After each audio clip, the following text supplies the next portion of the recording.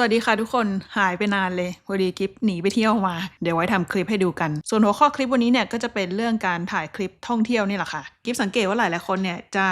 คิดไม่ออกว่าเวลาไปเที่ยวควรจะถ่ายคลิปยังไงดีนอกจากหันกล้องถ่ายตัวเองนอกจากแพนกล้องไปมารอบๆให้เห็นวิวมีวิธีถ่ายแบบอื่นไหมที่จะช่วยทำให้คลิปดูมูดดีขึ้นเป็นคลิปท่องเที่ยวที่ดูจริงใจ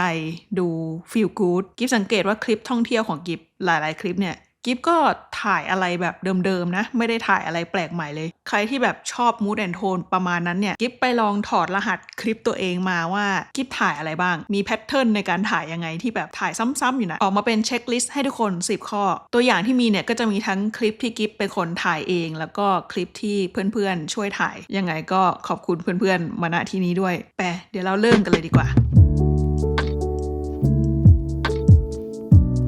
ช็อตแรกที่สำคัญมากที่ขาดไม่ได้เลยก็คือช็อตที่บอกว่าตอนนี้เราอยู่ที่ไหนเราอยู่บนภูเขาหรือเปล่าหรือว่าเราอยู่ในเมืองหรืออยู่เมืองไหนเป็นคลิปอะไรก็ได้เลยค่ะที่ทำให้คนดูรู้ว่าตอนนี้เราอยู่ที่ไหนอาจจะเป็นภาพเมืองมุมกว้างภาพบรรยากาศในห้องที่เราอยู่ภาพมุมโดรนก็ได้เหมือนกันเหมือนเปิดเรื่องด้วยกันบอกว่ากาลครั้งหนึ่งณสถานที่ไหนสเต็ปนี้กิฟสังเกตว่าหลายคนจะใช้วิธีแผนกล้องไปรอบๆเนาะแต่ส่วนตัวกิฟจะชอบใช้วิธีถือกล้องนิ่งๆมากกว่าเรียกว่าจัดเฟรมให้สวยๆเหมือนเป็นภาพถ่ายภาพหนึ่งเลยแล้วก็ถือนิ่งๆให้มีอะไรขยับในภาพซะหน่อยจะได้ดูเป็นวิดีโอแล้วถ้าอยากได้หลายๆมุมก็ใช้วิธีถ่ายทีละมุมแล้วเอามาประกอบกันก็เป็นอีกทางเลือกหนึ่งแทนการแผนกล้องไปมาอันนี้ก็จะเชื่อมไปช็อตที่2ที่กิฟพบว่ากิฟทำบ่อยมากๆก็คือเวลาที่กิฟถ่ายวิวกว้างๆเนี่ยโดยเฉพาะวิวธรรมชาติกิฟจะชอบให้มีคนอยู่ในภาพเวลาที่เราถ่ายมาแต่วิวอย่างเดียวเนี่ยกิฟคิดว่าคนดูจะจินตนาการไม่ออกว่าถ้าตัวเองยืนอยู่ตรงนั้นจะรู้สึกยังไงแต่การมีคนตัวเล็กๆสักคนนึงเข้าไปอยู่ในภาพคนดูก็จะพอเดาออกแล้วว่าอ๋อถ้าคนขนาดตัวเท่านี้วิวที่เห็นเนี่ยมันใหญ่ขนาดไหนแล้วพอกิฟไปย้อนดูคลิปเก่าๆเนี่ยกิฟถ่ายคลิปที่มีคนตัวเล็กๆอยู่ในวิวเยอะมากๆคิดว่ามันทำให้คนดูสามารถจินตนาการได้ว่าถ้าเขาไปยืนอยู่ตรงนั้นมันจะเป็นยังไงอันนี้มันจะเป็นการเปรียบเทียบสเกลเนาะว่าวิวมันใหญ่ขนาดไหนเมื่อเทียบกับคนอันนั้นก็จะเป็นแบบนึงเนาะแล้วก็จะมีอีกประเภทหนึ่งที่กิฟชอบถ่ายเหมือนกันก็คือถ่ายวิวโดยที่มีคนเป็น foreground เบลอๆอยู่ข้างหน้ามันจะไม่ได้ทำหน้าที่เทียบขนาดวิวให้เราแหละแต่ว่ามันจะทำหน้าที่ทำให้คนดูนึกออกว่าถ้าเขายืนตรงนั้นอ่ะเขาจะเห็นอะไรว่าถ้าเขายืนตรงนั้นเลยเนี่ยยืนตรงระเบียงนี้เลยเขาจะเห็นวิวเมืองแบบไหนเขาจะเห็นวิวภูเขาแบบไหนซึ่งกิ๊บรู้สึกว่ามันทำให้คลิปเนี่ยดูมีชีวิตชีวามากกว่าถ่ายแค่วิวอย่างเดียวแถมจะทำให้คลิปดูมีมิติขึ้นด้วยเพราะว่ามันมีระยะใกล้กลางไกล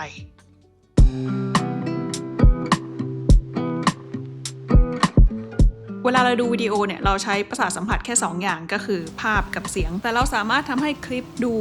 มี texture ขึ้นได้ด้วยการถ่ายดีเทลต่างๆถ่ายผิวน้ำถ่ายใบไม้ถ่ายลมพัดมันจะเพิ่มประสาทสัมผัสบางอย่างให้กับคลิปคนดูจะแบบจินตนาการตามว่าถ้าลมพัดมันจะเป็นยังไงนะน้ำมันจะเย็นแค่ไหนนะดีเทลอะไรพวกนี้กิ๊บคิดว่ามันช่วยเพิ่มความ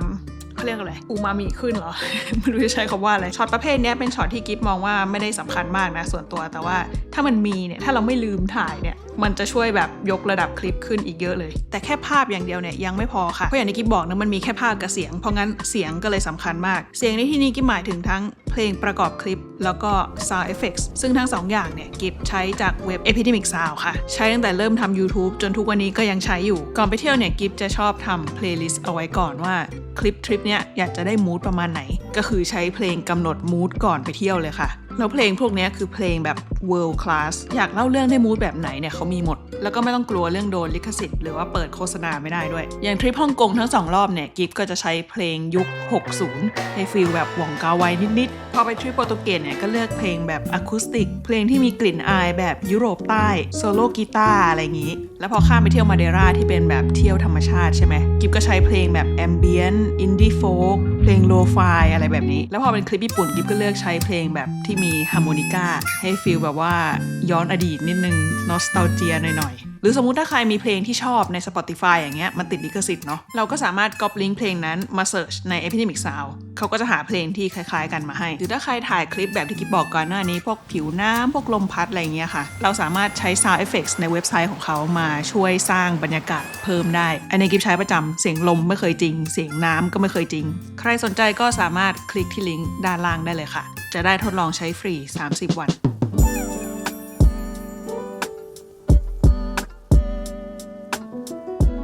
ทีนี้เนี่ยเวลาเราไปเที่ยวเราก็ต้องเดินทางจากจุด A ไปจุด B เนาะหลายคนจะคิดว่าถ่ายแค่ปลายทางก็พอแต่สำหรับกิฟเนี่ยระหว่างทางก็มีสีสันไม่แพ้กันโรงงานกิฟก็เลยจะชอบถ่ายคลิประหว่างทางด้วยคำว่าระหว่างทางในที่นี้ก็คือระหว่างเดินทางจากจุด A ไปจุด B อาจจะเป็นการเดินป่านั่งแท็กซี่นั่งรถไฟหรือว่าวิวข้างทางก็ได้เหมือนกันพอเรามีช็อตพวกนี้มาขั้นกลางระหว่างสถานที่2สถานที่เนี่ยมันก็จะทำให้การเล่าเรื่องมันสมูทขึ้นเหมือนคำคมที่เขาบอกว่าปลายทางไม่สำคัญเท่าระหว่างทางคมเฉยบางคนอาจจะเริ่มคิดแล้วว่าก็แปลว่าถ่ายคลิปตลอดเวลาเลยหรือเปล่าไม่ใช่นะคะแค่เหมือนทดไว้ในใจว่ามีช็อตนี้หรือยังนะมีช็อตนั้นหรือยังนะถ้ามีแล้วก็พอค่ะไม่ต้องถ่ายตลอดเวลาก็ได้เดี๋ยวเที่ยวไม่สนุกเรื่องนี้ไว้ใจกิฟได้เพราะว่ากิฟเป็นคนขี้เกียจทุกคนรู้เพื่อนรู้อีกช็อตนึงที่กิฟคิดว่าเหมาะมากๆกับเวลาไปเที่ยวกับเพื่อนๆก็คือช็อตคุยกันค่ะกิฟสังเกตว่าหลายๆคนที่ไม่คุ้นเคยกับการอยู่หน้ากล้องเนี่ยเวลาเขาเห็นเราหันกล้องใส่เขาจะเกรงๆเนาะดูเกรงขึ้นมาทันทีเลยแล้วก็เริ่มพูดจาแบบไม่เป็นตัวเองเริ่มดูเหมือนกำลังพยายามพูดกับคนดูเพราะหลายๆครั้งเวลาเราเห็นกล้องเราก็จะรู้สึกเหมือนกับว่าเราพูดอยู่กับคนแบบใครที่ไหนก็ไม่รู้เป็นร้อยเป็นพันคนหรือเปล่าเราในฐานะคนที่ถือกล้องเนี่ยเราสามารถมีเทคนิคช่วยเรื่องนี้ได้ค่ะก็คือระหว่างที่ถ่ายนี่แหละก็คือคุยกับเพื่อนไปก็คือให้เพื่อนรับรู้ว่าหลังกล้องน่ะมันมีแค่เราคนเดียวนะคุยกับเรานี่ไม่ต้องไปคุยกับคนดูจะโยนส่งมุกไปหรือจะชวนคุยหรือจะอะไรก็ได้เลยค่ะอันนี้พูดจากประสบการณ์ตรงที่เป็นทั้งคนที่อยู่หน้ากล้องให้เพื่อนถ่ายแล้วก็เป็นคนที่อยู่หลังกล้องแล้วถ่ายเพื่อนกิ๊บเพราะว่าเวลาทำแบบนี้คนที่อยู่หน้ากล้องจะดูเป็นธรรมชาติขึ้นบางคนอาจจะบอกว่าอย่างนี้คนที่อยู่หน้ากล้องเขาก็ไม่มองกล้องสิเขาก็มองเราสำหรับกิ๊บไม่ใช่เรื่องสำคัญเลยค่ะกิ๊บรู้สึกว่าการที่เขามองเราเนี่ยดีกว่าด้วยซ้ำไม่รู้สิกิฟว่ามันดูเป็นธรรมชาติกว่าด้วยมั้งแต่อย่างเคสกิฟก็คือยิ้มแล้วตาหยีมากคนก็มองไม่ออกอยู่ดีว่ามองกล้องหรือมองอะไร ไม่เป็นไรแล้วก็ตัวนี้ที่นึกคือ18-50อ่ะ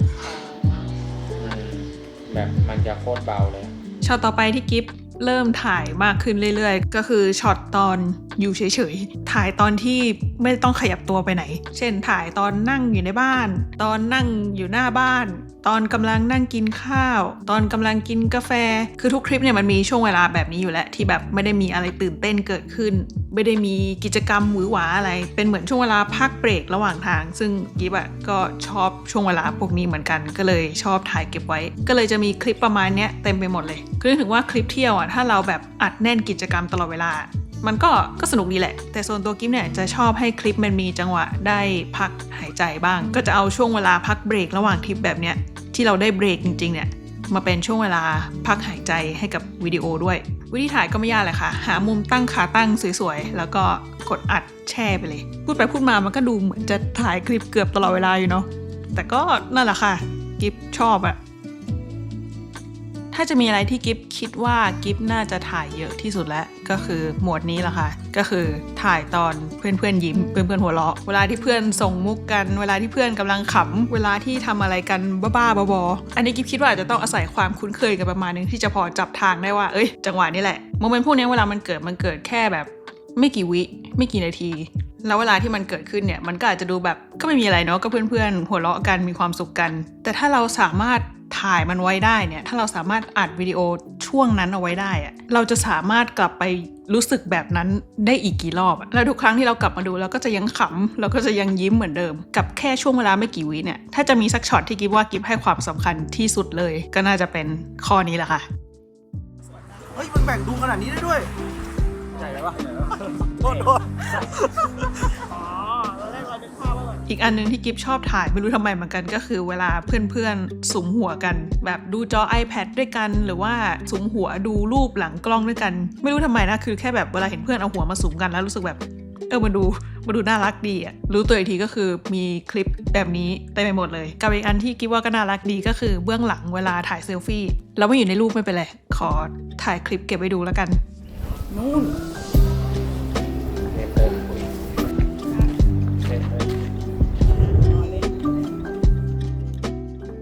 อันสุดท้ายเนี่ยจะบอกว่าเป็นช็อตก็ไม่เชิงเรียกว่าเป็นสูตรลับเหรอไม่เรียกว่าเป็น secret sauce ของกิฟเองแล้วกันเวลาไปเที่ยวแบบเนี้ยกิฟจะชอบคิดอยู่ในใจว่านี่อาจจะเป็นครั้งสุดท้ายที่จะได้มาเที่ยวแบบนี้สถานที่นี้กับคนกลุ่มนี้จริงๆก็ไม่ได้คิดว่าจะไม่มีโอกาสได้ทำอะไรแบบนี้อีกแล้วนะ แต่ชีวิตเรามันก็เดินไปข้างหน้าเนาะแล้วเราก็ไม่รู้ว่าอนาคตจะเป็นยังไงเราจะไม่มีโอกาสได้อายุเท่านี้อีกแล้วแล้วเราก็ไม่รู้ว่าเพื่อนที่เที่ยวกับเราในวันนี้อีก5 ปีเขาจะยังเที่ยวกับเราอยู่หรือเปล่าแล้วพอเราคิดแบบนี้อยู่ตลอดใช่ไหมเราก็จะเริ่มมองสิ่งรอบๆตัวไม่เหมือนเดิมเริ่มถ่ายรูปถ่ายคลิปด้วยความรู้สึกที่ต่างออกไปมุมกล้องที่ได้มันก็จะเปลี่ยนไปจริงๆกิ๊บก็ไม่ได้ตั้งใจจะเป็นคนคิดแบบนี้นะแต่กิ๊บคิดแบบนี้มาตั้งแต่เด็กแล้วอาจจะฟังดูเศร้าๆแต่ว่าถ้าเรามีความสุขขนาดนั้นเราก็คงรู้สึกแบบขออีกหน่อยได้ไหมไม่มีทางหรอกที่เราจะไม่เศร้าข่าวดีก็คือเราสามารถเก็บมันไว้ได้ผ่านคลิปพวกนี้ใส่เพลงเพราะๆเข้าไปเกรดสีสวยๆหน่อยแล้ววันหนึ่งอีก10 ปี20 ปี30 ปีข้างหน้าเราก็จะยังจำได้เสมอว่าวันนั้นเรารู้สึกยังไงเรายิ้มกว้างแค่ไหนหัวเราะเสียงดังแค่ไหนเก็บเอาไว้ดูเวลาที่คิดถึง เที่ยวอีกโกปิ่งพง ติดเข้ามาติดแล้วก็พร้อมกัน3 คนเลย